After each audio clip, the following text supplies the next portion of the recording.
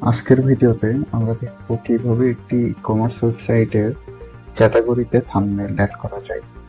চলুন শুরু করা যাক। প্রথমে আমরা আমাদের ওয়ার্ডপ্রেসের ড্যাশবোর্ডে চলে যাব। এখানে আমার ওয়েবসাইটটার ফ্রন্ট এন্ড। এখানে দেখতেই পাচ্ছেন পপুলার ক্যাটাগরি নামে যে সেকশনটা আছে সেখানে ক্যাটাগরির কোনো ছবি নেই। এখানে এই ছবিটা অ্যাড করতে হলে এখানে ক্যাটাগরির একটা থাম্বনেল অ্যাড করতে হবে, তাহলে অটোমেটিক এই সেকশনে ছবি চলে আসবে।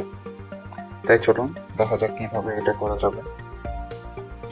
প্রথমে ড্যাশবোর্ডে আসবেন ওয়ার্ডপ্রেসে, তারপর এখান থেকে প্রোডাক্ট থেকে ক্যাটাগরিসে যাবেন।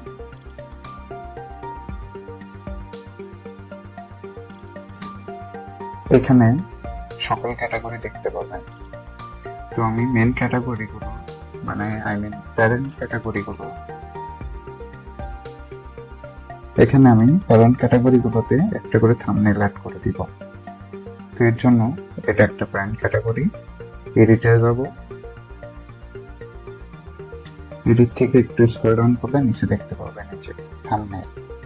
তো আমি এটা আগেরটা আমি এটা রিমুভ করে দিচ্ছি, আমি নতুন একটা এখন অ্যাড করব।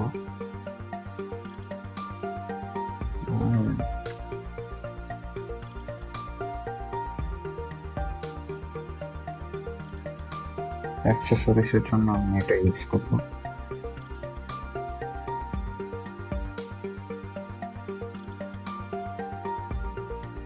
টেক্সটটা দিয়ে দিচ্ছি, এটা এসিওর জন্য ভালো হবে। এখন আপডেটে ক্লিক করব।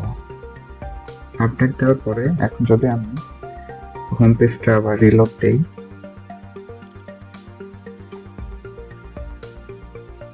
তাহলে এখানে দেখতে পারবেন যে এই যে অ্যাক্সেসরিজ, এখানে ছবিটা চলে আসছে।